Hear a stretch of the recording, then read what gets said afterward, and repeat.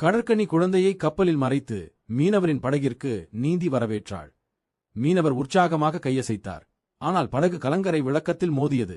திட்டம் வெற்றியடைந்தது. கடற்கன்னி மகனை தேடிச் சென்றாள். ஆனால் கப்பல் காணாமல் போனது. அந்த குழந்தை கப்பலில் இருந்த தம்பதியால் தத்தெடுக்கப்பட்டது. அவர்கள் அவனை ராபர்ட்டோ என்ற பெயரிட்டனர். அவர்கள் ராபர்ட்டோவுடன் ஏற்கனவே சென்றுவிட்டனர்.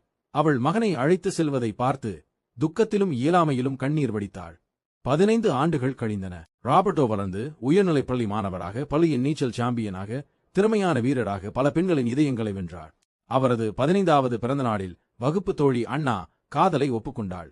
அவர்கள் முத்தமிடும்போது ராபர்ட்டோவின் உதடுகளில் மின்சாரம் பாய்ந்தது. இருவரும் ஆச்சரியப்பட்டார்கள். அது மின்சாரம் என்று நினைத்தார்கள். அதிகம் யோசிக்கவில்லை. மறுநாள் காலையில் ராபர்ட்டோ அலாரம் அணைக்க பால் பாட்டில் சிக்கியது. பால் அட்டை பெட்டியை அவர் முழங்கையை பயன்படுத்தி அப்புறப்படுத்தினார். சுத்தமான கையை பார்த்து யோசித்தார்.